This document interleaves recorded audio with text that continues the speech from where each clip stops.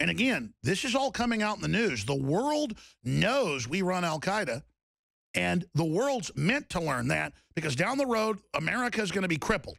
America is being set up for a major fall, not a complete fall, but a game changer. Europe is to lead the world government. America is to supply Hessian mercenaries. The new Atlantis is to be brought down. Let's go ahead and go to Russian President Vladimir Putin. It seems, however, that far from learning from others' mistakes, everyone just keeps repeating them. And so the export of revolutions, this time of so-called democratic ones, continues. It would suffice to look at the situation in the Middle East and North Africa, as has been mentioned by my previous speaker. Certainly, political and social problems in this region have been piling up for a long time, and people there wished for changes naturally. But how did it actually turn out? Rather than bringing about reforms, an aggressive foreign interference has resulted in a brazen destruction of national institutions and the lifestyle itself. Instead of the triumph of democracy and progress, we got violence, poverty, and social disaster. And nobody cares a bit about human rights, including the right to life. I cannot help asking those who have caused this situation, do you realize now what you've done? But I'm afraid no one is going to answer that. Indeed, policies based on self-conceit and belief in one's exceptionality and impunity have never been abandoned. It is now obvious that the power vacuum created in some countries of the Middle East and North Africa led to the emergence of anarchy areas, which immediately started to be filled with extremists and terrorists.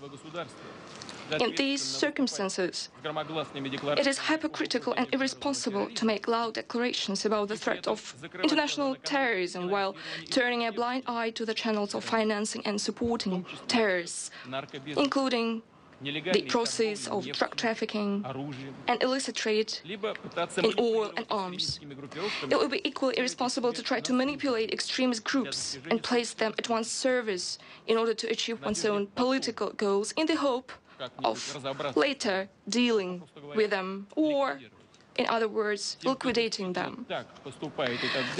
Russia has always been consistently fighting against terrorism in all its forms. Today, we provide military and technical assistance both to Iraq and Syria and many other countries of the region who are fighting terrorist groups. We think it is an enormous mistake to refuse to cooperate with the Syrian government and its armed forces who are valiantly fighting terrorism face to face. We should finally acknowledge that no one but President Assad's armed forces and Kurds militia are truly fighting the Islamic State and other terrorist organizations in Syria. We know about all the problems and contradictions in the region, but which were based on the reality. Dear colleagues, I must note that such an honest and frank approach of Russia has been recently used as a pretext to accuse it of its growing ambitions, as if those who say it have no ambitions at all.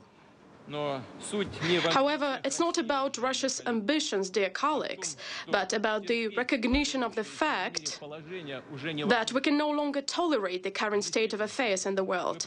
What we actually propose is to be guided by common values and common interests rather than ambitions. And that's the key. And that's why Putin is now the main leader of the world. Because compared to our leaders, Putin is moral. And Putin tells the truth over and over again, and the whole world sees that and sees that our government wants to overthrow even friends. Our government is overthrowing people in Egypt, people in Libya, but also in Eastern Europe, you name it, because wicked corporations now run our government, and they want to discredit America as well. They want to destroy all the nation states, so they're willing to use us as a battering ram, even though it's going to break us in the end. They're using our wealth, our goodwill, our strong name to build this world government. Russia is completely backed into a corner. The United States is moving new medium-range cruise missiles into Europe, admitting they're going to prepare to nuke Russia. And so Russia is now being pushed closer to China, and they're moving into the Middle East. This is biblical, and it's being directed by the EU, by the globalists. And we're not hearing a word from the Pope about this. We're only hearing how we need to cut the third world's carbon output, which is a death sentence.